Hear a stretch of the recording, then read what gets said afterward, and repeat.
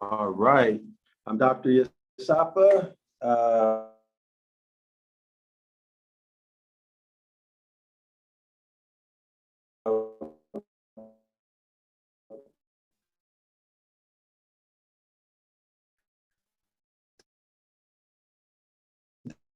Today I'm going to go through the Black Code.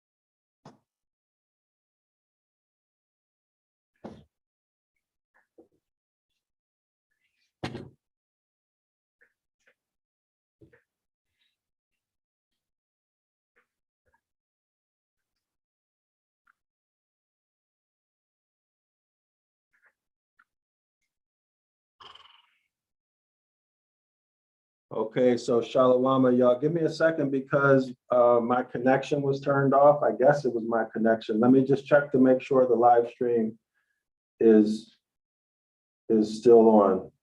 Give me 1 second, okay? Earlier today, I did the morning meditation and my live stream was cut off. No, the live stream was on, but the volume was cut off. But I'm going to repeat that meditation tomorrow. So let me just make sure. 1 second, okay. All right, it looks like it's working. Earlier today. Yeah, it's working. All right, give me 1 second.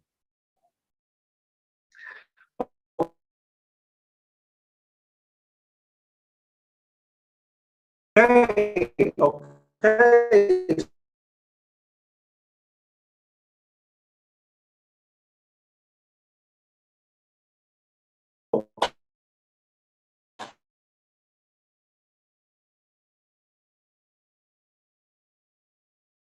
This is educational, okay? So I don't know how entertaining I can make it. I teach and try to teach and be entertaining at the same time. Please don't say, oh, he's arrogant. Just let me teach and try to make it as entertaining as I can. So don't go judging me, okay? All right, so here we are. Let's get right into it.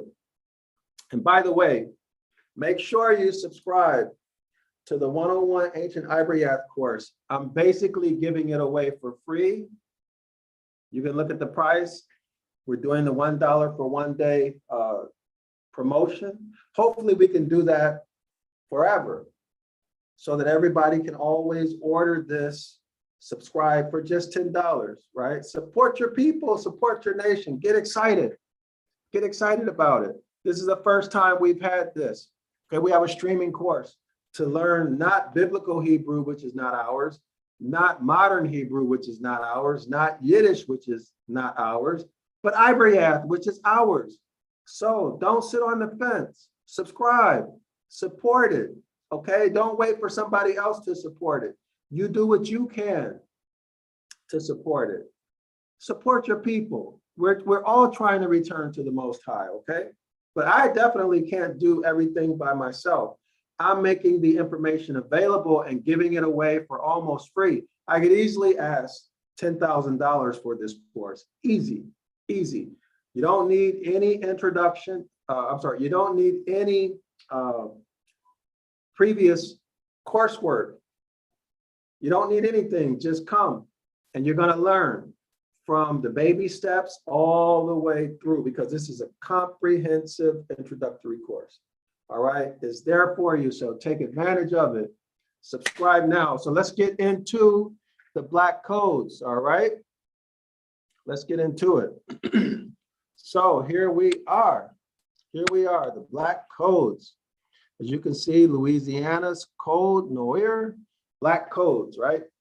1724. All right, Black Code of Louisiana. Article 1. Decrees the expulsion of Jews from the colony. Now, I remember seeing this in another one of the codes, where it said the eviction. As a matter of fact, let me see if I can find it, okay? It uses the word eviction of the Jews, right? Eviction of the Jews. Why is that important? Because the etymology of the the etymology of eviction means conquering, putting in subjection, right? Putting in subjection. Hold on, give me 1 second, y'all. And once we know that, what do we automatically know? That takes us back to the curses, Deuteronomy 28, right? Takes us back to Genesis chapter 1. Okay, that's what it does. So it correlates. It correlates with our law. Let me see if I can find it, y'all. If not, I'm going to move forward. That's something y'all can look at on your own. Okay, but just let me just check to see. All right, if I can find it. We'll see. All right, so let's see. Expulsion of the Jews.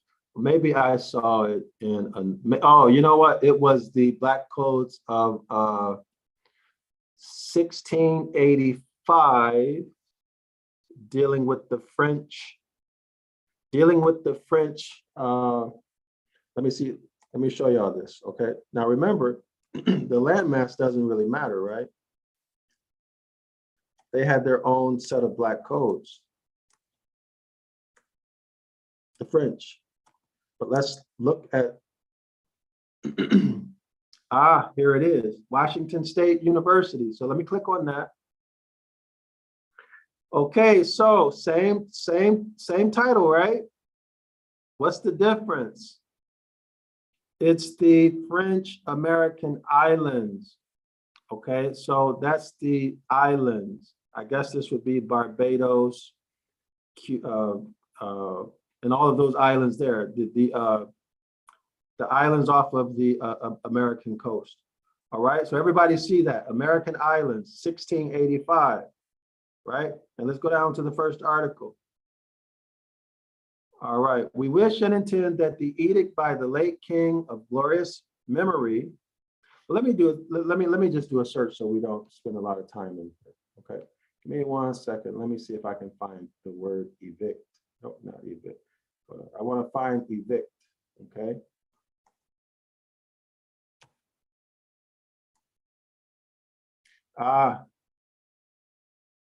Yeah, here it is. So first article, here we are. So we wish and intend that the edict by the late king of glorious memory of our very honored Lord and Father of 23 April 1615 be enforced in our islands. By this we charge our officers to evict. We're going to look at the etymology of this. To evict from our lands all the Jews who have established their residence there. All the Jews who have established their residence in the American islands. Y'all see it? To whom, as to the declared enemies of the Christian name, as to the declared enemies of the Christian name. And where do we see this? Where do we see this? We see this in Unum Sanctum, the papal bull Unum Sanctum. Watch the video, the Unum Sanctum video on Zion Law School YouTube channel. We read through the entire thing and we discuss it. So get educated about Unum Sanctum, all right? And why and who are the enemies of Christianity? You'll find that that is you, my friend. All right.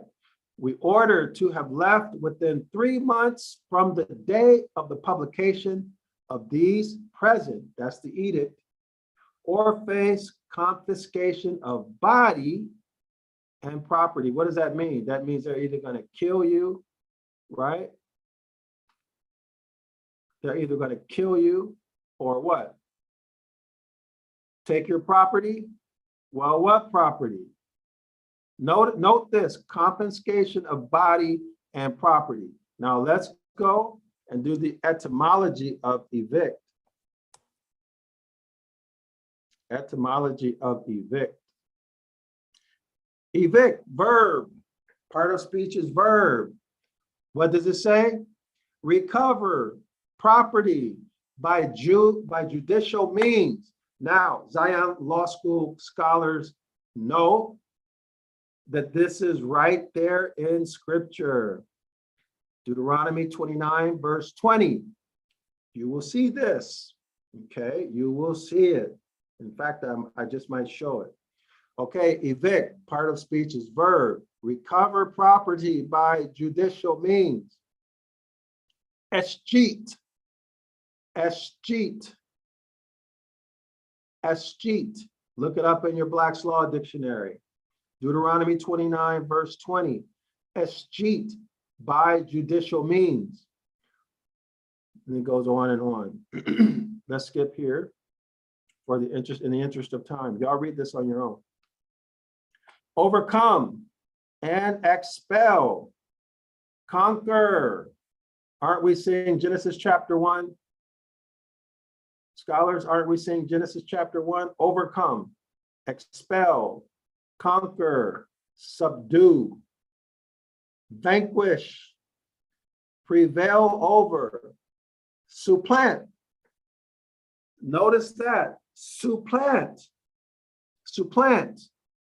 What does supplant mean? We're going to look it up. All right. Let's look up supplant.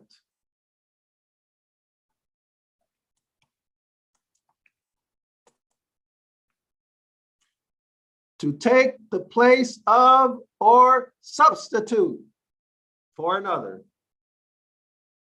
To take the place of or substitute for another.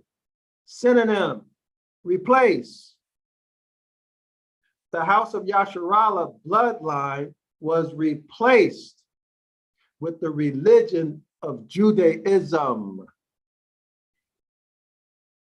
with the religion of Christianity. The bloodline nation was replaced.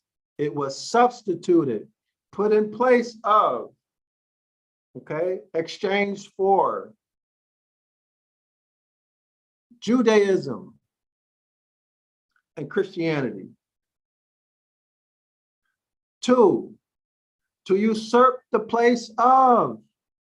This happened during Babylonian captivity or shortly after. Isn't that correct? To usurp the place of, especially through intrigue or underhanded tactics. Jeremiah 8:8. Okay, let's look at Jeremiah 8:8, and then we're going to go into the Black Codes, all right? Jeremiah 8:8, Bible Hub. Okay, pay attention, scholars. Focus. Some people may experience cognitive dissonance right now, but just hang in there. Amplified Bible. How can you say, we are wise, and the law of the Most High is with us, and we are learned in its language, that language is Ibaryath, and teachings. The teachings are the Most High's instructions. In religion, y'all call it commandments. Behold, the truth is that the lying pen of the scribes, that's right, your ancestors, the lying pen of your ancestors, the scribes, have made the Most High's instructions, that is the law, into a lie, a mere code of ceremonial observances. What are ceremonial observances? it is by definition religion. Religion. So Jeremiah warned us what was to happen. And how was that to happen? Through ignorance and illiteracy of Ibaryath, and therefore the teachings of the Most High. Our ancestors, these dark priesthood, black priesthood scribes, would write lies into the Most High's instructions or law, making or replacing our bloodline nation with religion. I don't think it can be made any clearer than this. Supplant. 3, to trip up. So in summary, supplant, a verb. 1, to take the place of or substitute for another. The house of Yasharallah, bloodline nation, was replaced with religion. 2, to usurp the place of, especially through intrigue or underhanded tactics. Many of you, Yasharallah, may be thinking of Psalms, right? Where our enemies conspired against us to remove our name from history, from memory, to usurp the place of, especially through intrigue or underhanded tactics. 3, to trip up. And my friends, you have certainly been tripped up, spun around, turned over backwards, completely disoriented, and you're totally out of your mind. And this lesson is to help you come back into your right mind, abandon religion, all doctrine and mythology, return to the Most High's instructions, which are at their essence, natural law, natural law. All right. So now let's go back to evict.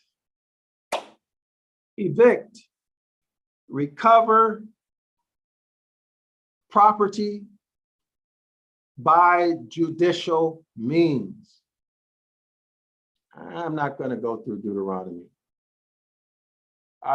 That's reserved for the scholars. If you want to know more about this, come to class on Saturday, 9 a.m. Eastern Standard Time, 9 a.m. Eastern Standard Time. You can come for free, 2 classes free. You don't have to buy anything.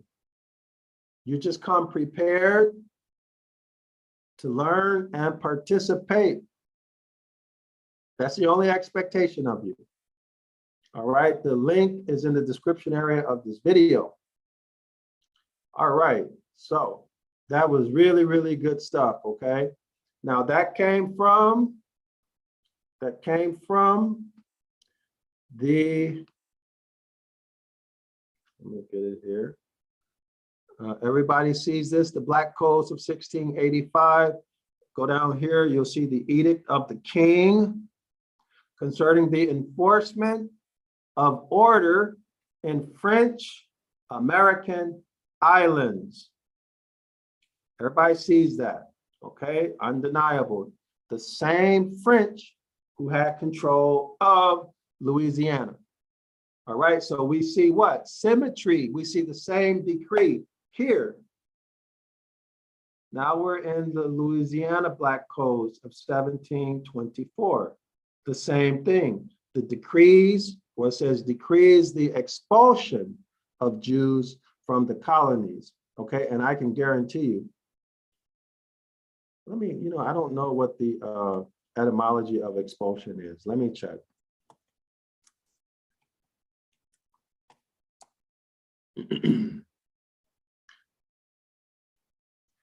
Okay, is this the etymology? Let me see. Okay, etymology. Let's see. Okay, expulsion. not in medicine. Let me read through this. Okay, so drive out. Drive out. It says see expel. Forcible ejection, right? That goes along exactly with our contract, doesn't it? In religion, y'all call it the Mosaic covenant. Compulsory dismissal, banishment. Okay. Let's see, expel, cast out, drive out. Let's see, to drive. All right. Oh, here we go. To thrust, strike, drive. All right, so this is also an agreement with the contract, right? To thrust, strike, drive. Zion Law School scholars, you know these, you guys see this very clearly, right? You see it because we've gone through. All right, so now, these same French who wrote in 1685 that the Jews were to be evicted, I'm absolutely certain that they had the same intent here in Louisiana, also in eviction. Now, I don't know if this was translated as expulsion when it should have been eviction. I don't know, right? But we do know that the intent would have been the same, correct? So what about Jews? How are we to deal with this Jews? Okay, how are we to deal with the Jews? Okay, are they the house of Yasharallah? Or are these Jewish religious people? You decide. Or is it both? Is it both? Right? Is it both? Okay, two. Me, myself, I would say this is house of Yasharallah. Okay? And they have just used the word Jew to hide the nation, right? Remember, the nation is to be, their goal was to wipe us out of remembrance, right? That was their goal, okay? All right, so two. Let's start back with one. Black Code of Louisiana 1 decrees the expulsion of Jews from the colony. 2, makes it imperative on masters to impart religious instruction to their slaves. Now, isn't that interesting? Why is it that they want to force religion on these so-called slaves? And by the way, let me throw something in here. All right, let me deepen the plot. Excuse me. Let's deepen the plot, y'all. Give you something to think about, a brain twister. Slave, noun, this is etymology. Person who is the chattel, Genesis chapter 1, or property of another. Y'all see Genesis chapter 1, but wait, there's more. The old French esclave, 13th century, from medieval Latin, sclavus, slave. Okay, so let's skip that. Notice this is the key, Originally Slav. Hold that in mind. See Slav. Okay, see Slav. All right, let's continue. So used in this secondary sense because many Slavs sold into slavery by conquering people. So who are these Slavs? Right, we see that that's what? A proper noun. Who are they? Well, let's find out. The oldest written history of the Slavs can be shortly summarized. Myriads of slave hunts, myriads of slave hunts and the enthrallment of entire peoples.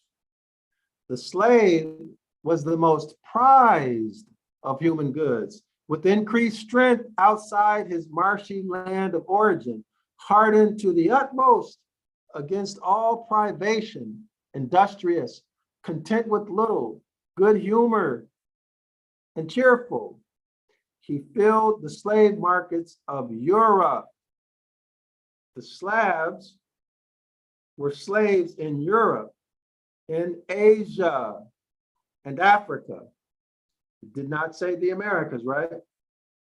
Let's continue. It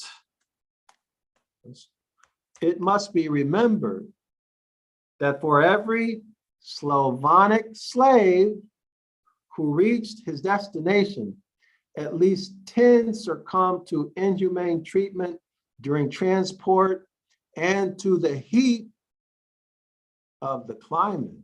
Okay, so now these Slavonic people, these slaves, couldn't take the heat, right? Indeed, Ibrahim, 10th century, himself, in all possibility, a slave dealer, says, and the slaves or Slavs, so here we are, here, y'all, and the Slavs cannot travel to Lombardy on account of the heat, which is fatal to them, hence their high price. Let's continue. The Arabic, the Arabian. So when we see Arabian, we should what? We should think Moors. The Arabian geographer of the 9th century tells us how the Magyars and the Pontus steppe dominated all the Slavs dwelling near them. The Magyars made raids upon the Slavs and took their prisoners along the coast to Kirk, where the Byzantines came to meet them and gave Greek brocades and such wares in exchange for the prisoners. All right, so here, what do we see? We see these Slavs being sold into slavery. Isn't that right? Did y'all know that? Did y'all know that it was a huge slave trade going on in Africa, Europe, okay, and Asia? And they were trading slabs, SLVS, okay? Slab, noun, 14th century, slave, from medieval Latin, sclavus, around 800 AD. From Byzantine Greek, sklabus, around 500 AD.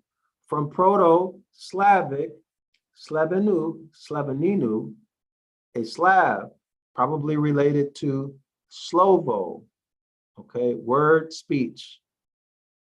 All right, now let's see, what does it say here? Which suggests the name originally identified a member of a speech community. Compare Old Church Slavonic Nimisi. Germans, related to Nimu, dumb. Greek heterophonos, foreign, literally of different voice. And Old English, piod, which meant both race and language. All right, let's see what else we can find. And then I'll make the point. Mac Basmir, the authority of Slavic etymologies, rejects a connection to Slava, glory, fame, which, however, influenced Slav via folk etymology. This is a hyphen Slav in personal names, such as the Russian Miroslav, literally peaceful frame. I don't know how to pronounce that other one. All right. So let's go on. I want y'all to see that what this Slav is. These are Slavs. So let's look at the language group so y'all can know who they are and have a better understanding of the Black codes, okay?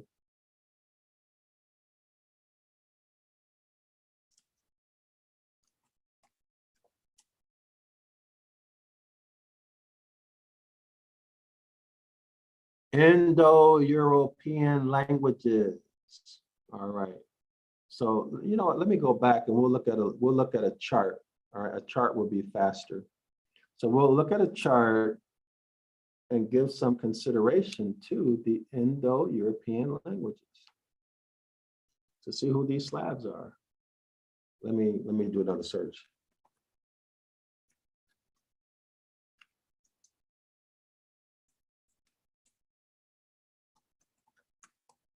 Y'all keep this in mind, okay? We're looking at this in the context of history, not what everybody says, okay? So let's take a look at this. Here we are, the Indo-European family of languages.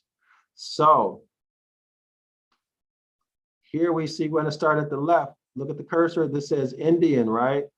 Indian, Armenian, Iranian, Germanic, Balto-Slavic. Let's go down.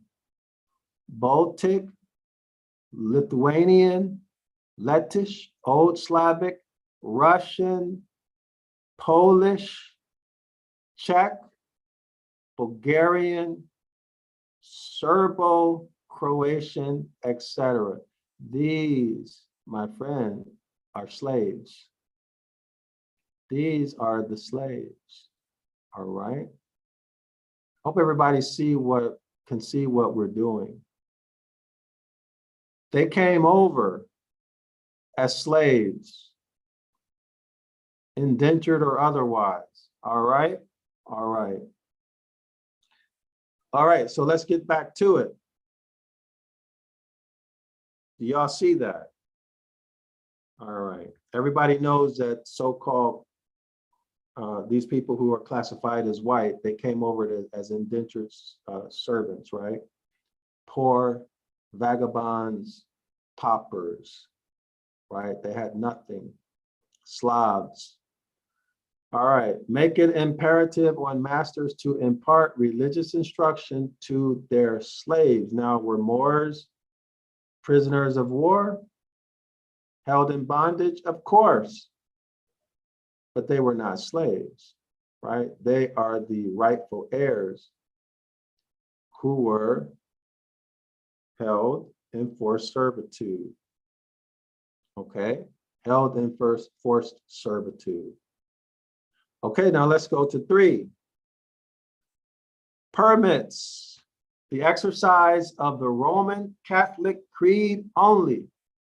Okay, so you could only be a Catholic. You could only be a Catholic. What is that? Unum sanctum, unum sanctum. What else? Doctrine of discovery.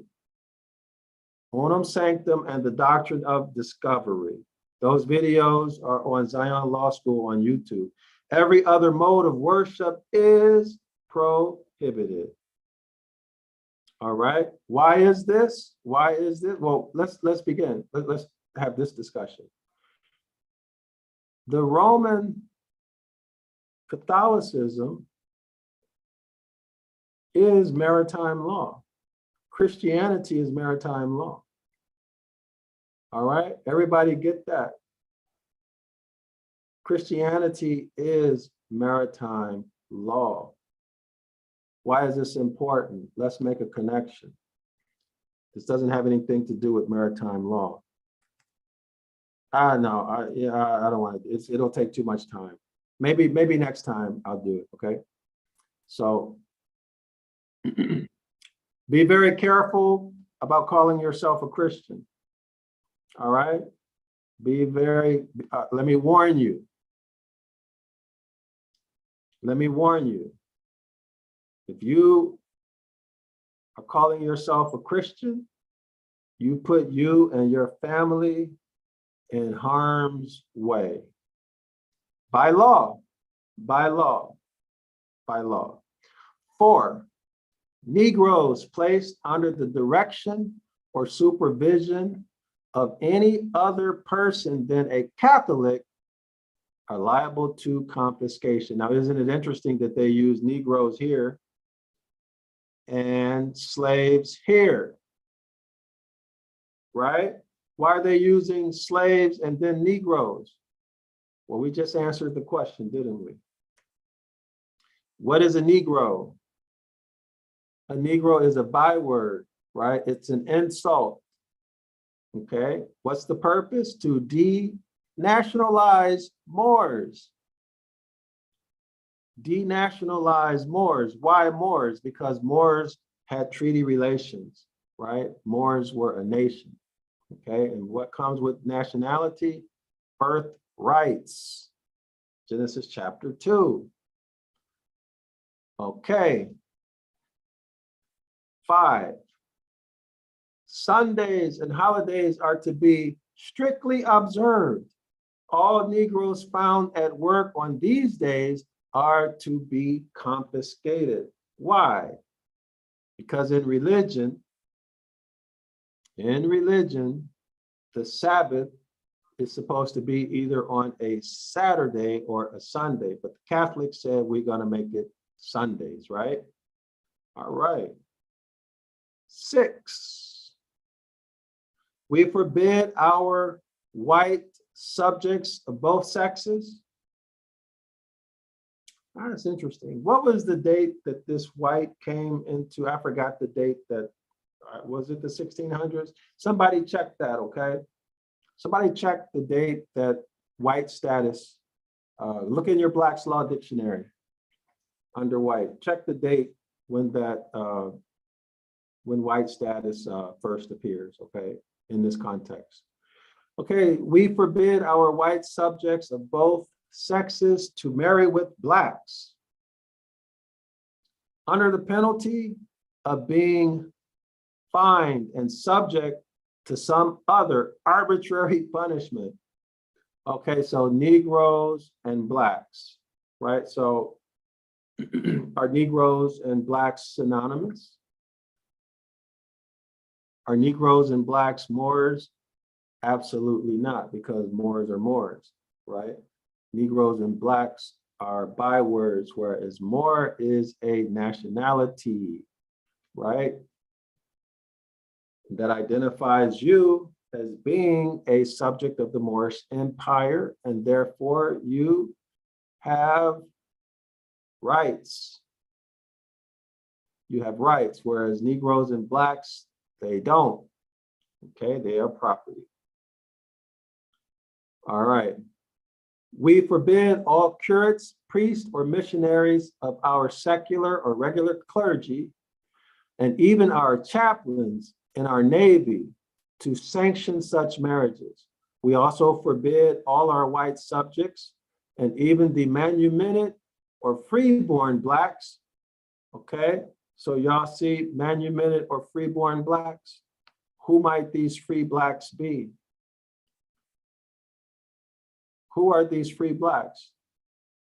Moors. Moors who they haven't gotten around to denationalizing and taking their stuff, right? All right. So are all Moors from the nation of Yasharala?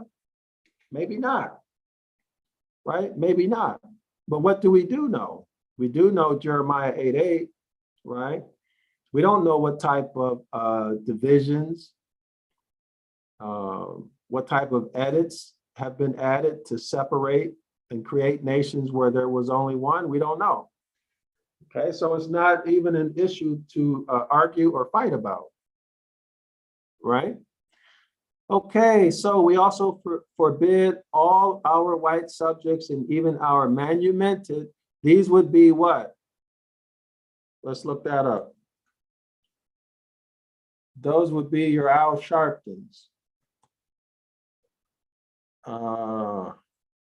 What is the word? Not honorary manumitted. What's the word, y'all? What's the phrase? It's to free something manumission. That was I don't know if I went through that, but it's when the person held in bondage would be released because he did something to protect. He saved the life of a slave owner or their family, or he did something that they could make money off of, right? He basically turned traitor against his own people. Okay, so that's what this is talking about. All right, liberation from bondage. So you'd have to turn against your own people to get that, right? Okay, or freeborn. So the freeborn would be what? These are Moors who they haven't figured out how to take their stuff, or they're in the process of figuring out how to denationalize them and get away with it, right? That's what's happening. All right, we also forbid all our white subjects and even the manumitted or freeborn blacks to live in a state of concubinage with blacks. Y'all see that? Should there be any issue from this kind of intercourse, it is our will that the person so offending and the master of the slave should pay each a fine of 300 livres or livres, something like that, livres.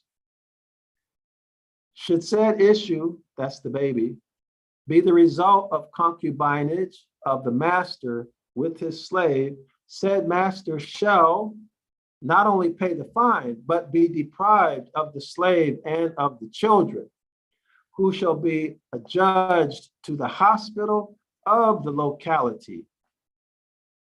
And said slaves shall be forever incapable of being set free. Isn't that cruel and harsh, y'all? Should this illicit intercourse have existed between a free black and his slave, so that's a Moor and his slave, so Moors own slaves. Who are the slaves? Slavs. Slavs are the slaves. Slavs are the slaves, okay? Slavs are the slaves. So that would have been what? Some Moor's harem, his harem of Slavs. Everybody see it? The Moor's harem of Slavs, okay? Y'all see what I'm saying, right? And then they would have children. So what do y'all think? Do y'all think those children would support and be on the side of his father? Or support and be on the side of their Slav mother? The hybrid troglodyte European, the Polish. Let's go back and look at it. Let's go back and look at it. So who are they?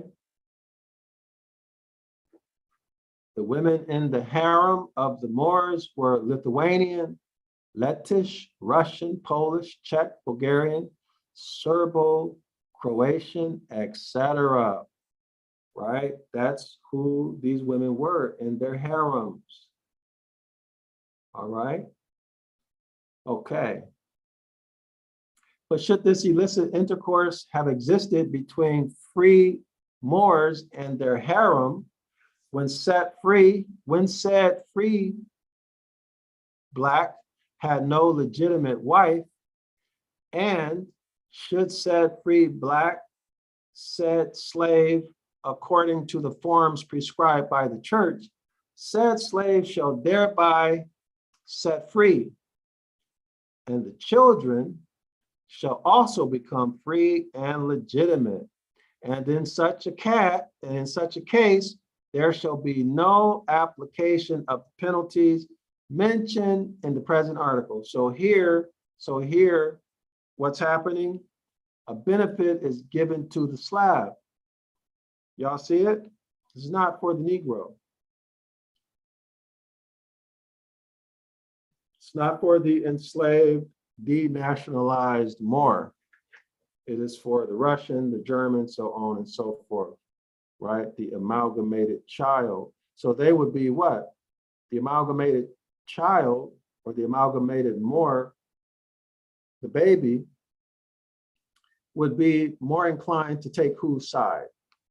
The side of the power structure or the side of his Moorish father?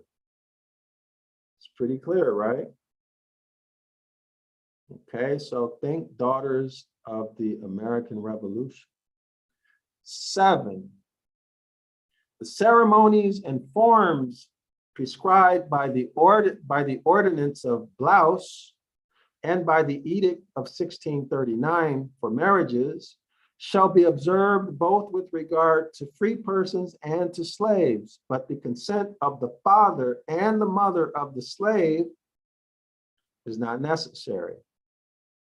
That of the master shall be the only one required. So make the distinction between slave or Slav and Negro and Black, okay? 8, we forbid all curates to proceed to effect marriages between slaves without proof of the consent of their masters, right? Now, remember, Moors could also be masters, right? They could also own Slavs.